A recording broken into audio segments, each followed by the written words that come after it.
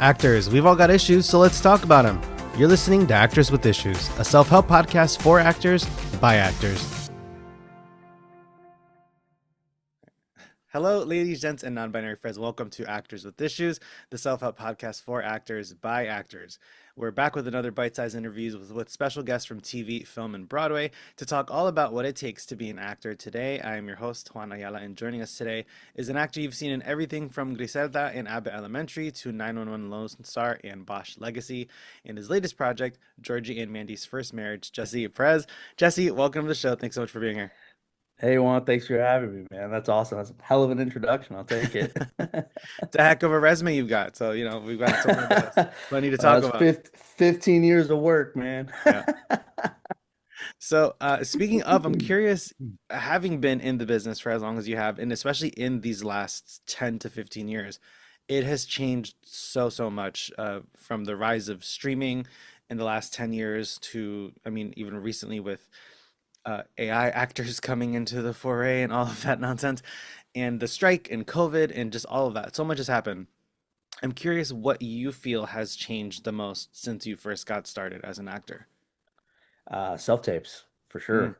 I mean, I used to the way headshots were, self-tapes. I mean, I used to have to go. I remember when I first moved out to LA, I live in the Valley now, but I used to live in East LA when I first moved out here. mm, And for some reason, I just couldn't find a FedEx print shop place. So I would yeah. drive all the way up here to Burbank, and it's no longer there, but there was a FedEx over here in Burbank, and I would print my headshot, print my resume, and then I would have to drive all the way to like sometimes Santa Monica or or the Valley in general, but like for an audition.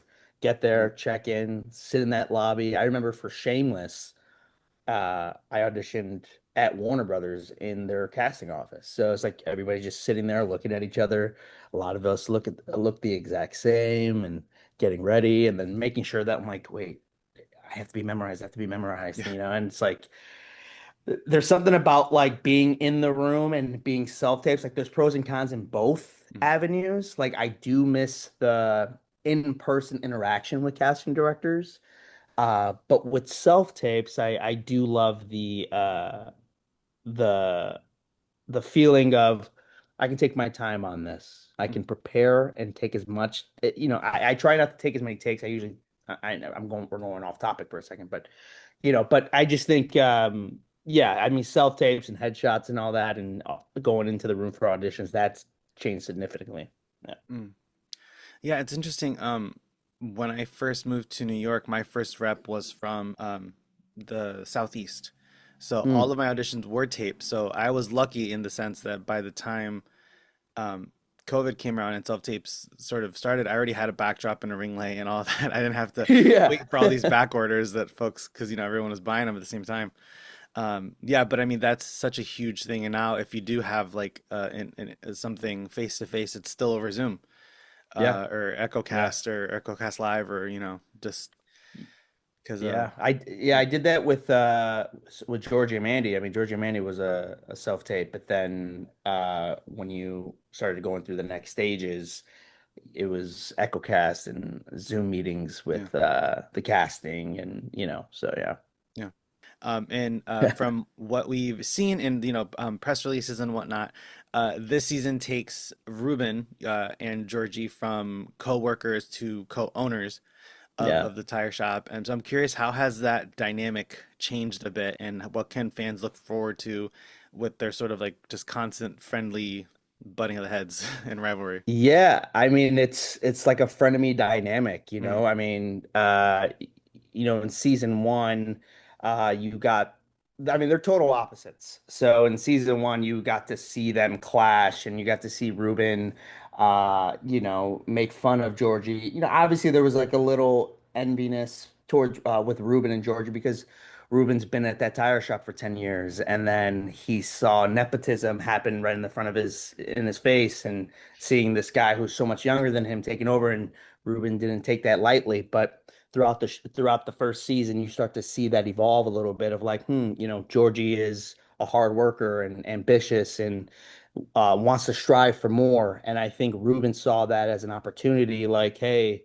I also want to strive for more. Ruben's going to night school. He's Mm, trying to make something of himself, and so in season two, now you see Georgie and Ruben, who now own a tire shop together.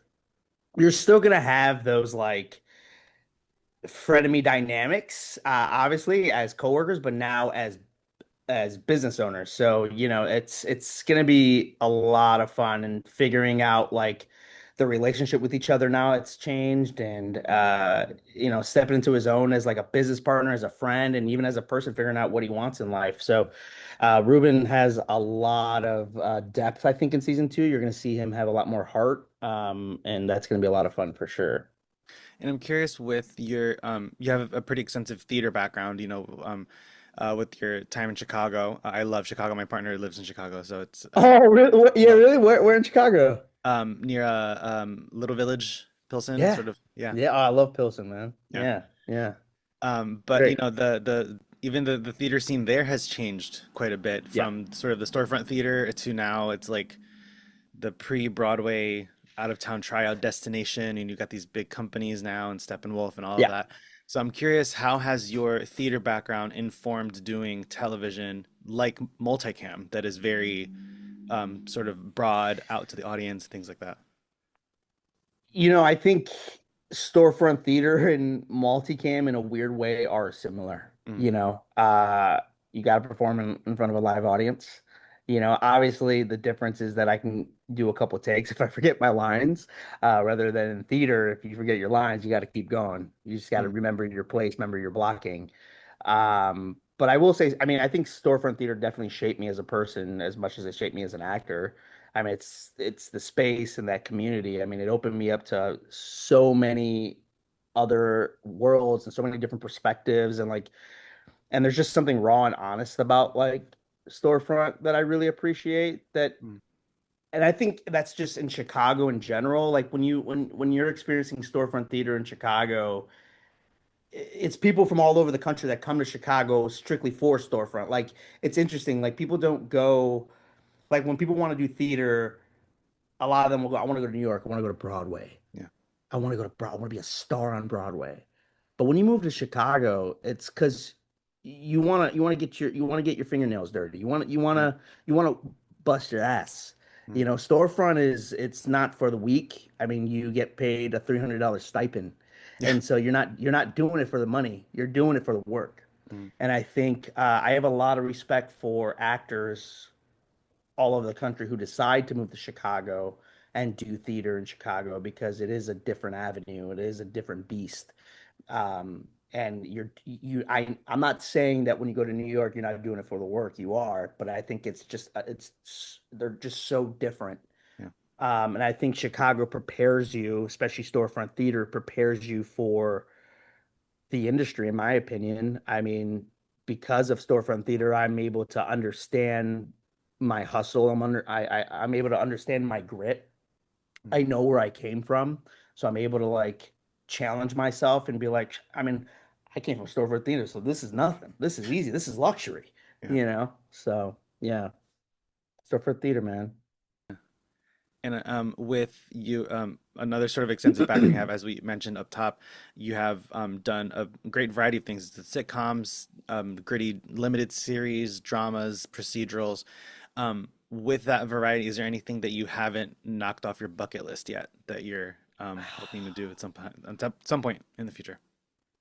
I don't know. Like, I mean, obviously, there's a bunch of things. Like, I mean, I would love to work with Christopher Nolan or, Mm, the legends, Scorsese, Angel Soto is an up and coming, Puerto Rican director that I'm absolutely loving right now. And I mean, yeah, I mean, obviously I want to get into the film industry. I mean, right now I'm thinking about the now and I'm really excited about where I'm at with Georgie and Mandy. It's a blessing, mm, especially from where I came from in Chicago and you know, sometimes I always remind myself like you're not supposed to be here. So I'm very blessed to be where I'm at today. And so like right now I'm kind of like living in the now with my show and like mm, but yeah, obviously I do think about it sometimes and I would love to do, some films and maybe like a limited series. I definitely want to it's funny people always think I'm crazy for saying this, but I don't really consider myself a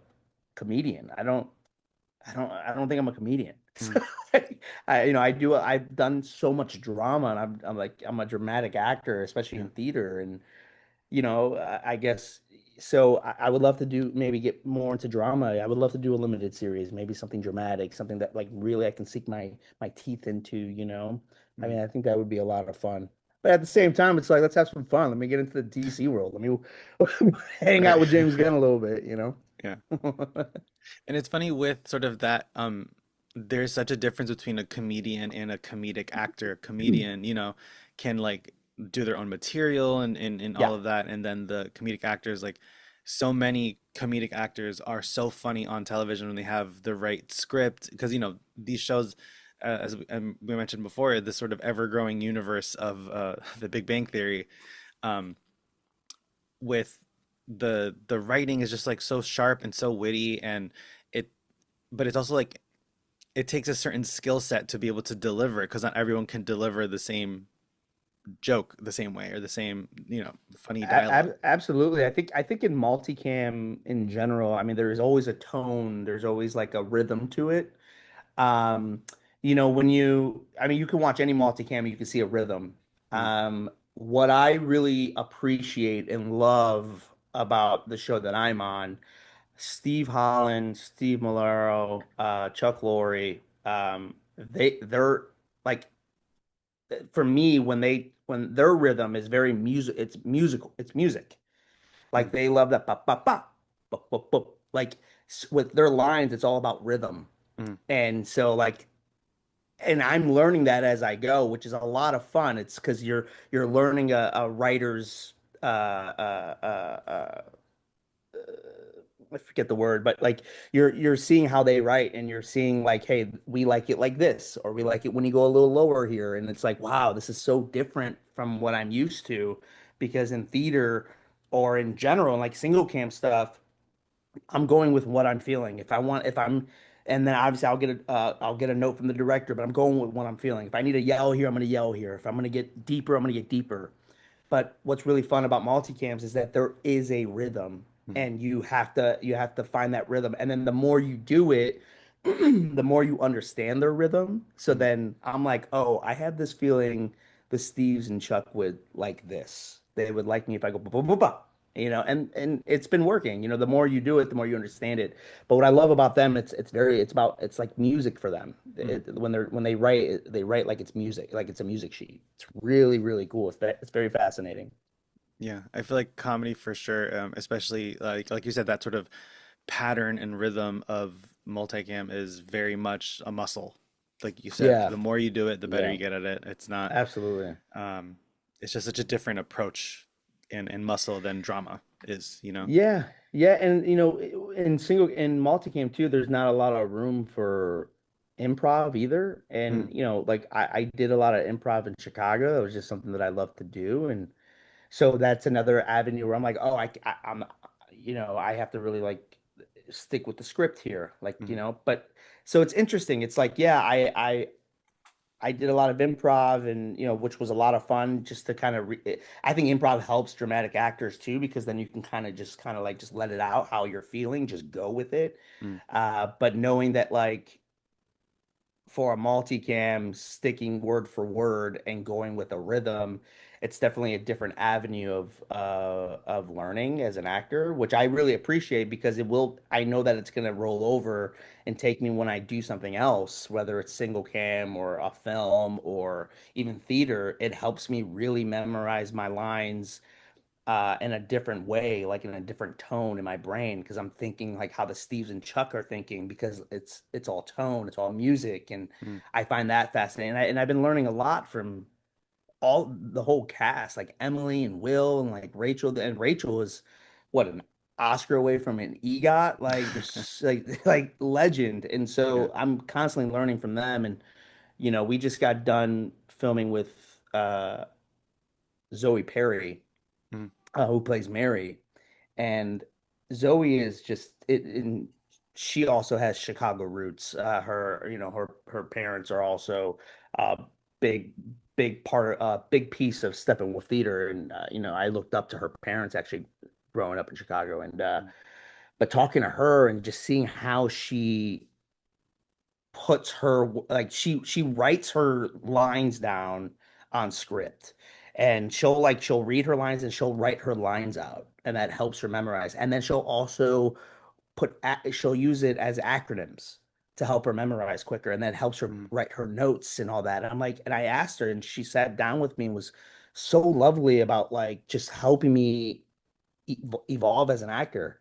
And I think what's so cool about the show that I'm in and working with the immense talent in this on the show is that I'm still growing and learning even at mm, my age now. And I'm like, I'm just always learning and I'm always growing, and it's super fun. And that's why I'm just like at this moment I'm not thinking too far ahead right now. I'm thinking right now because yeah, I know right now it's only going to make me better in the future. So, yeah.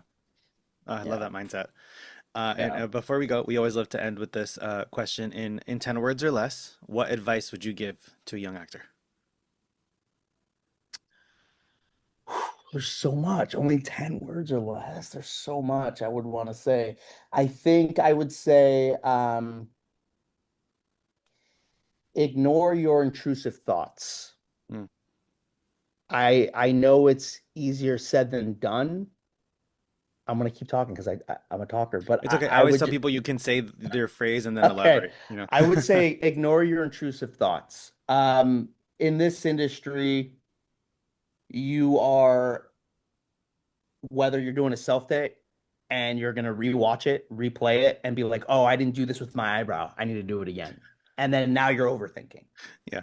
I think, and then or if you're on a show, if you book a co-star or guest star, and if the director doesn't give you any notes, it's not that because you're bad, it's because they got what they wanted. Mm, Um, if you don't hear from this audition, it's not because you're bad, it's because it just wasn't your time. mm, I think us actors with our intrusive thoughts, it could be the death of us. And I just advise all young actors to remind yourself that you're good enough. And your chapter will come. It may not come right now, but it will come.